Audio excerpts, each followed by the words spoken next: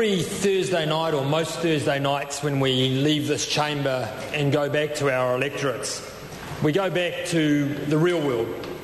We go back to the world that is inhabited by the constituents, all our constituents, and the Napiers, the Kaikois of this world, the Northcotes of this world, out to where the real people work damn hard in this country, who pay their taxes and seek to put a roof over their heads, to look to save money for their retirements so that they can live a comfortable life, supplemented by their savings through into their retirement. Mr. Speaker, when we go back to our constituencies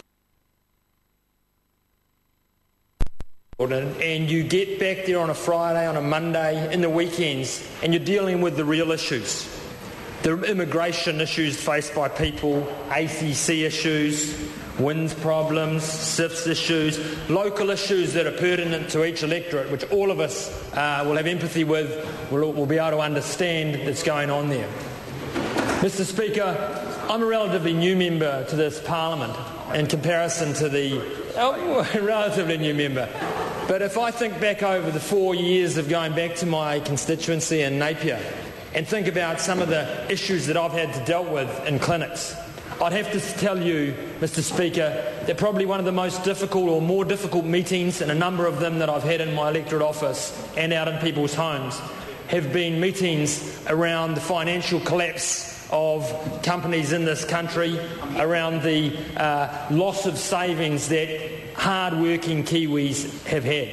And I've got to tell you, when you turn up into your office and you get, in one occasion that I had 8 people come in, 4 hard-working couples, mums and dads in their mid to late 50s, who'd worked their guts out all their life to save for their family home, who'd then gone out and had that home geared up and basically lost their entire equity in their family home, so that they were looking down the barrel of another 6 years before what they were looked at as their retirement with no money, save what they were going to get from National Super.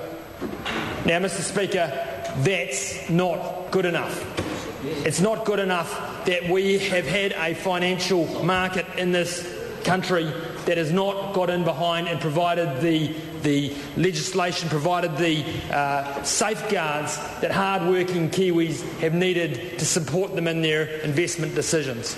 So I'm proud to see this legislation come in before the House.